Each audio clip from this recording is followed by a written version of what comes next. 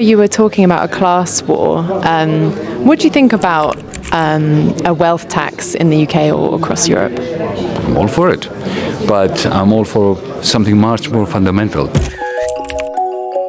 Look, we live in the era of what I call techno-feudalism. You can think of it in terms of AI-driven technological change. Take any small business or large business for that matter. AI comes in and can replace half of the workers and can do the same work with half of the labor force.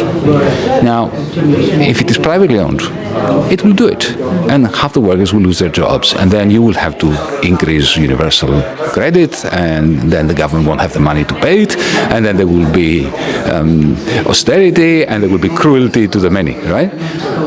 What is the alternative? Imagine if this company was owned by the workers. Then they would employ the AI, and they would, instead of firing half of the workforce, they would have to work half of the time. And the rest of the time, they could look after their kids, the elderly, they could learn languages, they can do art.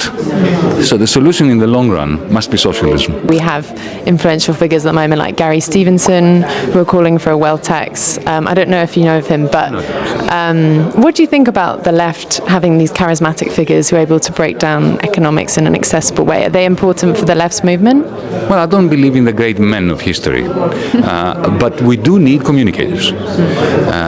Again, I'm all in favor of wealth taxes, but I'm far more concerned as a socialist in how the wealth accumulates.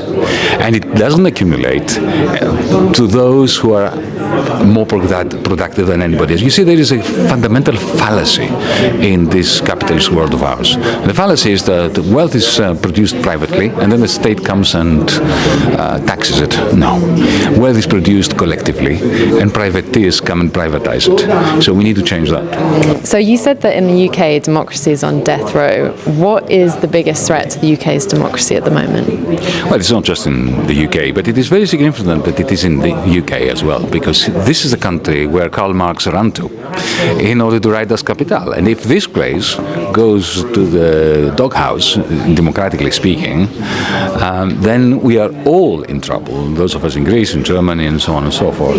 The greatest threat is this slow burning transition of the right to dissent into a gift that Keir Starmer can give to those that he chooses to give it to. So when a right becomes something that you have to plead for, that's the beginning of the end of liberal democracy. How can we resist these threats to democracy? Carry on dissenting. Carry on. Remember what Tony Benn once said? That we have to remain ungovernable by those who are the enemies of democracy.